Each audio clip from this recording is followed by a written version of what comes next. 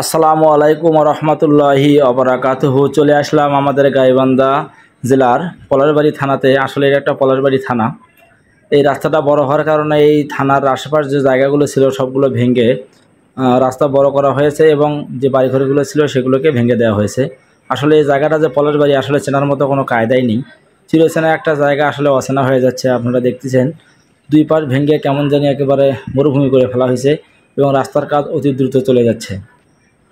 পরের বাড়ি যাইতে যে বাড়িঘরগুলো ছিল বা যে জায়গাটা ছিল আসলে সে জায়গাটাও দেখা যাচ্ছে না।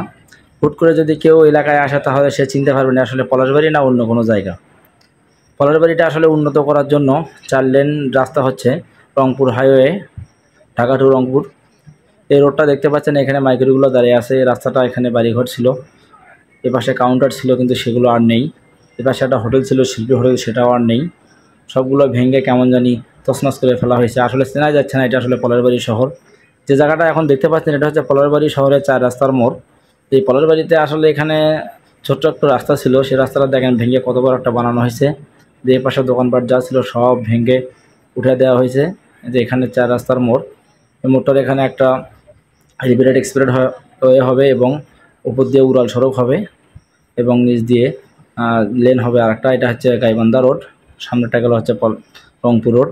আর আপনারা এই পাশে দেখতে পাচ্ছেন এটা হচ্ছে ঘোড়াঘাট রোড। এটা যাই হোক, রাস্তাটা কত বড় করা হচ্ছে যা দেখতেই পাচ্ছেন। খুব সুন্দরভাবে কাজ করতেছে। অল্প কিছু সময়ের মধ্যে মনে হয় কাজ শেষ হয়ে যাবে। যাই হোক, পলাশবাড়িটা খুব উন্নত হচ্ছে এবং আমাদের